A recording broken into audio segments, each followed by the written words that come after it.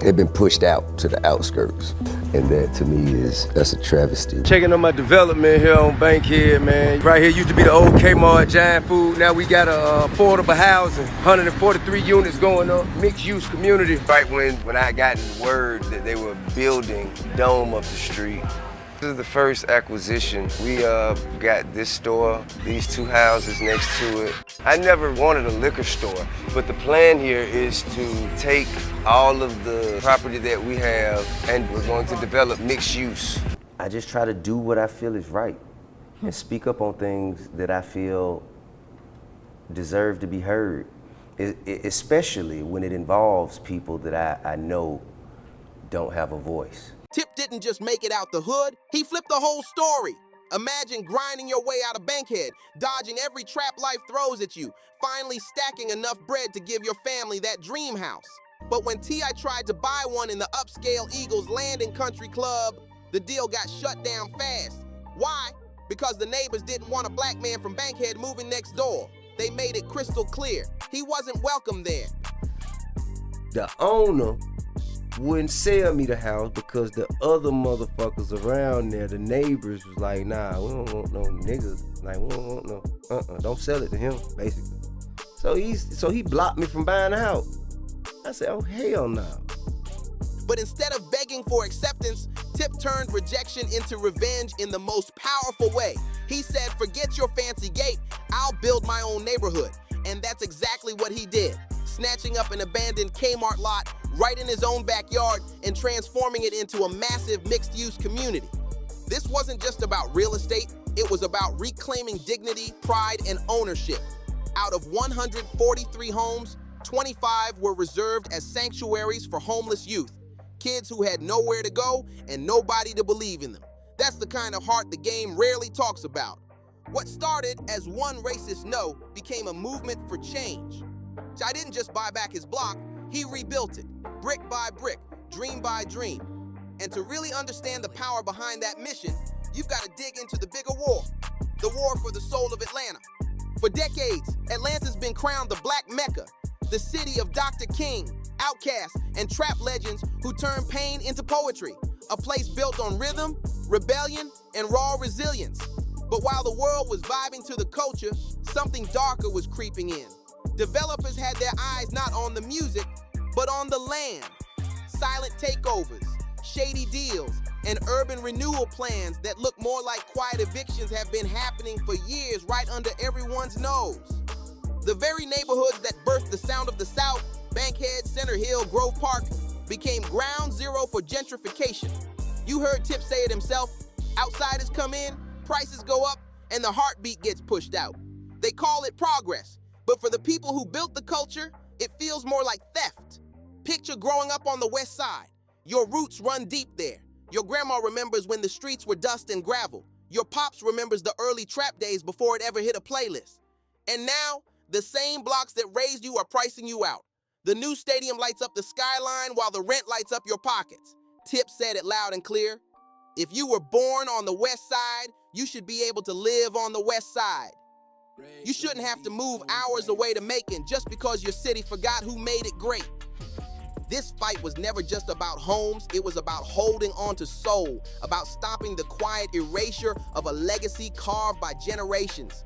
If the people who built Atlanta can't afford to stay there anymore, then tell me, is it still Atlanta or just a polished ghost of what it used to be? Atlanta was becoming a museum, a display case of a culture slowly priced out of its own home. But before T.I. ever became a real estate boss, his entire world had to crash and burn. This is the part of his story most people forget. May 4th, 2006, T.I. was untouchable. The king of the South riding high at the peak of his career, fresh off a concert in Cincinnati. But that night turned dark fast. On the highway, his entourage got caught in a violent shootout, gunfire echoing through the smoke and chaos. When it cleared, T.I. was on the pavement, holding his close friend and assistant, Philant Johnson, as he bled out in his arms. That moment broke him in a way fame never could. After that night, he said it himself. He didn't even want to make music anymore. The joy was gone, the crown felt heavy, and the man behind Rubber Band Man was searching for something real again. Out of that pain, a new T.I. was born, one focused on rebuilding, not just rhyming. But this next chapter wasn't the trap, it was the corporate jungle. He walked into banks with million-dollar blueprints, ready to build something for his city. But all they saw was a rapper with a record. They couldn't see the vision through the stigma. So T.I. did what he's always done. He bet on himself. He poured his own money into the mission, brick by brick, dollar by dollar. But that grind came with danger. The shark smelled blood. He was sitting at a poker table where billionaires had endless chips, and every move he made was a gamble. Yet through it all, T.I. refused to fold, because for him, this wasn't just business, it was redemption. Picture this. He's got his eyes locked on a key property in Center Hill, ready to make his next big move. The paperwork's nearly done, the plan's airtight, and then boom! Out of nowhere, a shadowy LLC slides in with a bigger offer, and just like that, the deal vanishes. No warning, no explanation, just gone. But that wasn't the first time. Next, he tries again, this time in Grove Park. He's ready to close, ready to flip another corner of his city into something powerful. But the property gets buried under mountains of red tape, permits delayed, loopholes popping up left and right, and before he can even act, a major corporate developer swoops in and buys the whole block. These weren't coincidences. This was war. Ty found himself trapped in a game where the rules were written by the very people trying to keep him out.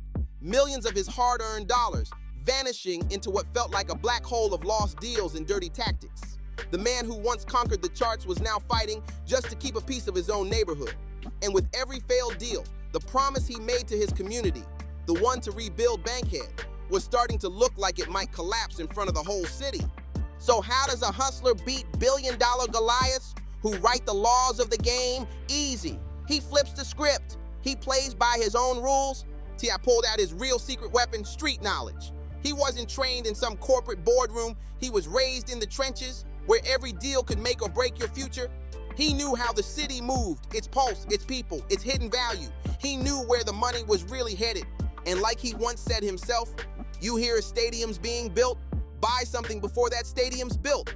That's how you outsmart the giants, by thinking like the streets, not the suits.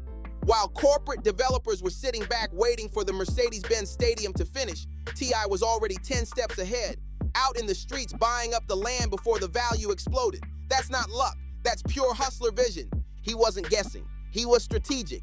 His first plays were smart and sentimental. He linked up with fellow Atlanta legend Killer Mike to save Bankhead Seafood, a neighborhood landmark where you could feed a whole family for $5. Developers were ready to bulldoze it and drop another Starbucks in his place, but Tip said, nah, not this one. Two rap kings from the same hood came together to keep the culture alive, turning nostalgia into ownership. Plan to revive a historic West Side restaurant is moving forward. According to our partners at the Atlanta Business Chronicle, Atlanta rappers T.I. and Killer Mike have secured a $1.2 million loan. This will go toward the reopening of the Bankhead Seafood restaurant. The pair has been working to bring back the restaurant since 2020. Bankhead Seafood has been a staple for more than 50 years before closing down in 2018. Right now, it's not clear when the restaurant could reopen. It is expected, though, to seat more than 100 people. Then came the ultimate full circle moment, the abandoned Kmart on Donald Lee Hollowell Parkway. To most folks, it was just an empty lot. But for T.I., it was personal. His own grandmother used to shop there, and as he once joked, I got caught stealing out of that Kmart, right? Instead of hiding that memory, he flipped it into redemption, buying the very spot he once got caught in. That's poetic justice on another level. To make it right, he poured his money back into the same block that raised him.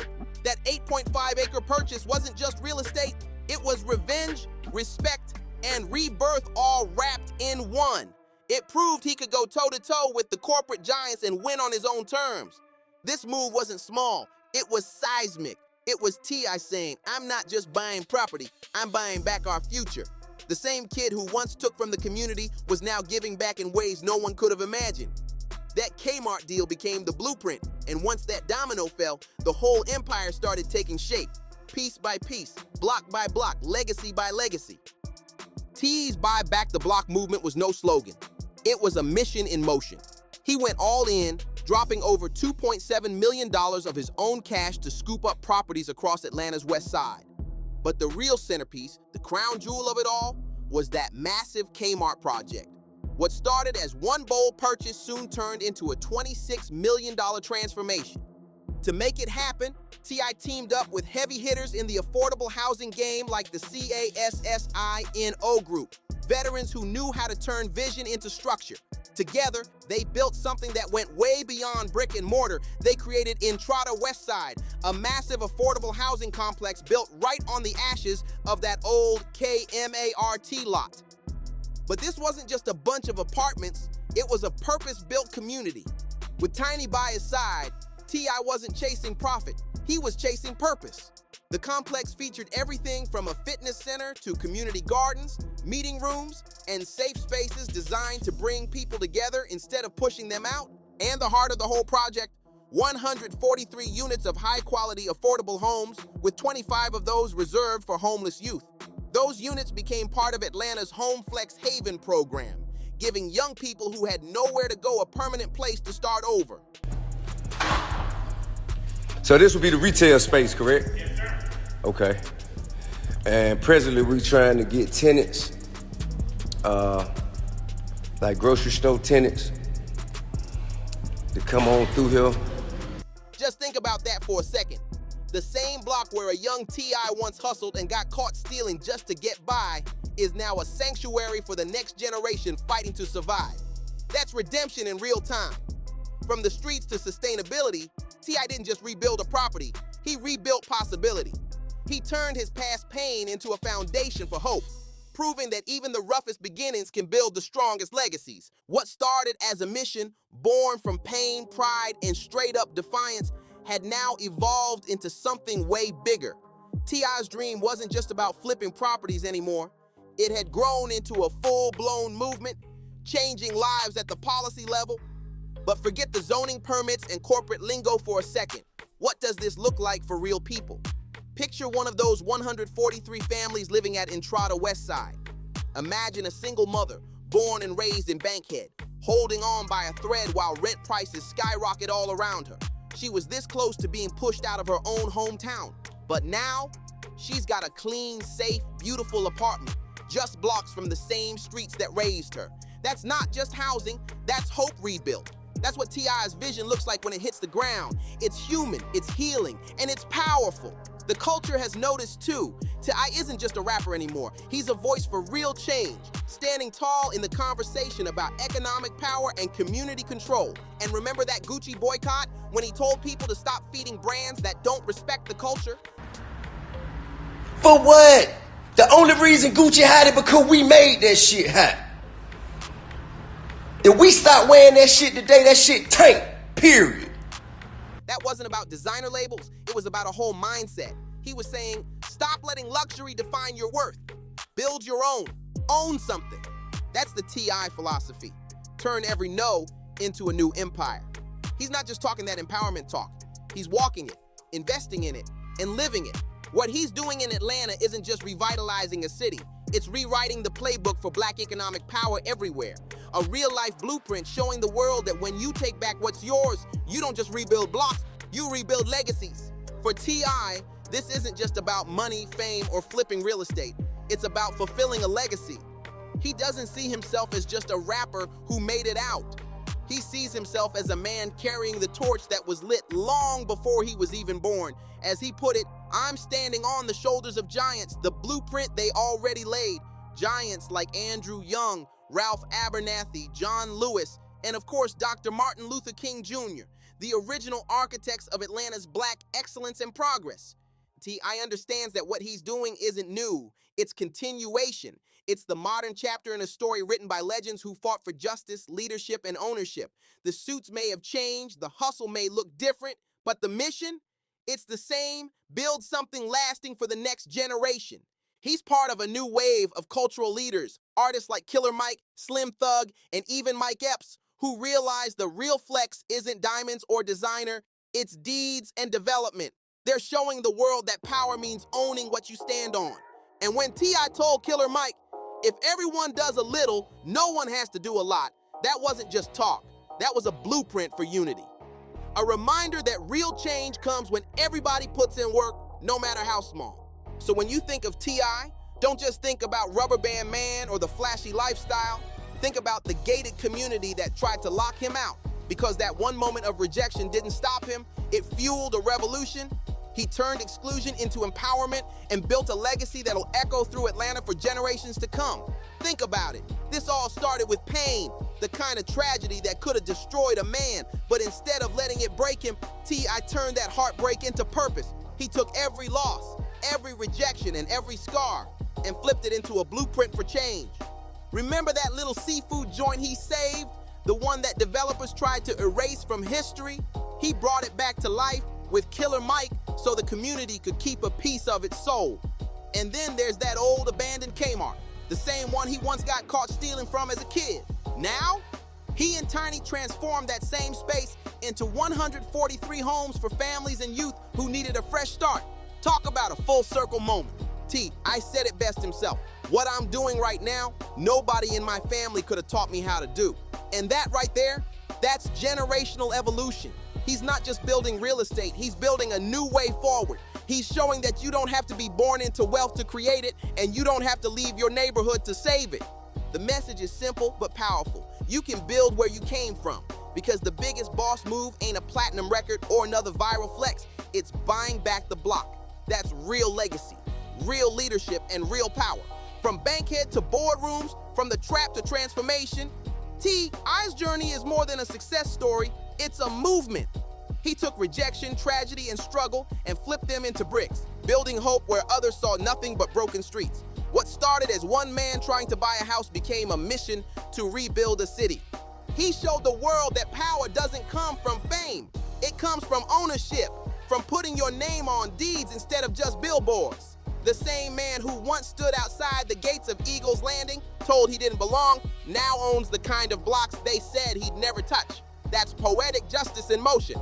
And it's not just about him, it's about us. It's about what happens when someone refuses to let their community die quietly. When someone takes the pain and turns it into property, pride, and progress. I didn't just buy back the block, he rewrote the definition of what it means to come up. And if that doesn't light a fire under you, then you're not listening. Because this story isn't just about Atlanta.